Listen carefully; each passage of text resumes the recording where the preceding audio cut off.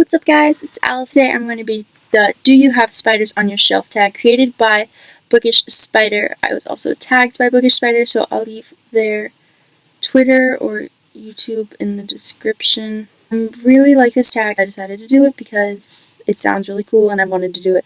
There's just so many answers that I had for all of the questions. It was really hard. So question 1, most aggressive female character. I'm going to go with, actually I have a better answer now, but I don't have the book for it. I'm going to go with Annabeth because she goes after what she wants when she wants it. Like, if she wants it, she's going to go after it.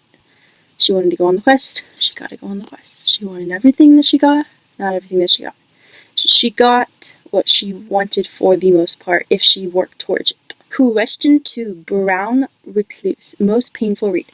I'm going to go with the first book that I ever cried while reading because I think that's painful. I don't really like to cry while reading. I don't usually cry while reading because it's not that way, but The Fault in Our Stars was a very painful read towards the end. And if you mean painful, like it was really hard to get through it, I have another answer in mind, but I don't want to say it because I know that it's a lot of people's favorite book, and I don't like dissing a book that somebody else loves. I just find that really rude. Next question, Jumping Spider, the book you're most excited to read. Well, if we can't count the next Trials of Apollo book, we're gonna go with The Hammer of Thor because I haven't yet started this very far, and I'm really excited for it, so I need to read it, but I haven't yet. And it's really, like, I know I need to, but I'm trying to get through Throne of Glass first before I pick up this book because I know that I'm going to read this, and then I'll push back Throne of Glass and pick up something else. And I really, really need to read Throne of Glass. The Hammer of Thor really needs to be read as well, though. Next question, Wolfish Spider, a book you've read in a short period of time. We're going to go with, well, any on this shelf, and also The Sword of Summer, The Magnus Chase. First book, I read this book in 4 or 5 hours because I really needed to reread it, and I hadn't read it since it came out, so I reread it, and in that time while we were driving to St. Paul, and it was amazing, and I love it so much. Next question, Orchid Orb Weaver, book with the brightest cover. For this one, I'm going to go with The Girl's Child because it's so bright to me. I don't know, maybe it's not that bright after all, but I think it looks really bright. Next question, Arrow-Shaped McCarthania? I can't even pronounce that.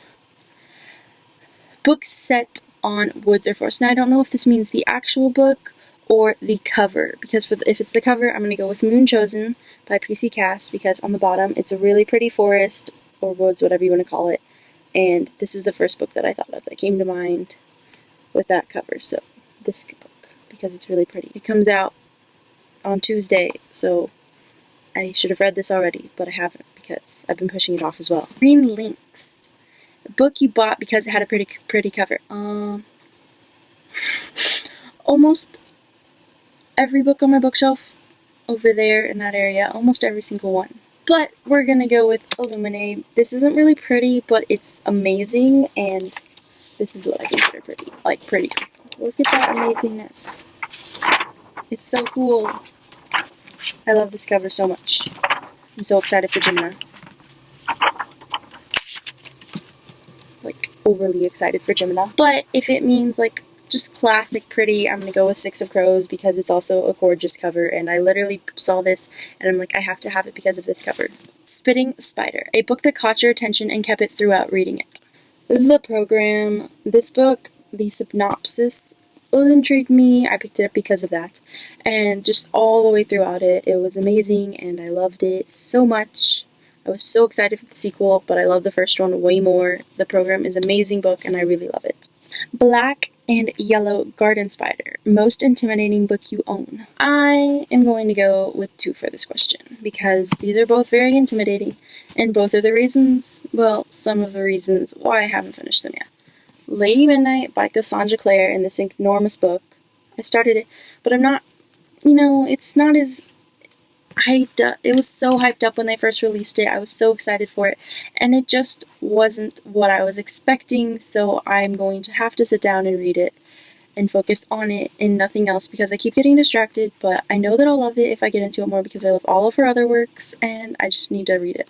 And of course, Deathly Hallows, because this book is enormous as well, and it's very intimidating, and that's part of the reason why I haven't read it yet. Not completely, but part of the reason is because they're very intimidating. I know I could read it in one day if I sat down and did it. And last question, false widow, book with a false hero. This one, I actually couldn't think of one. Like, it's kind of disappointing in that self. Like, I thought through all of my book series and they don't really have a false hero in them that I could think of anyway, so it's rather strange that I couldn't think of one, because with all the books I've read you would think I could think of at least one, but no books. Anyway, that's it. I love this tag, and I love book tags, but I know not everybody does, so if you want to do this tag, your tag. Thank you, Bookish Spider, for creating this tag. I love these questions, and it was awesome. And that's it for this video. I'll see you guys in the next one. Bye!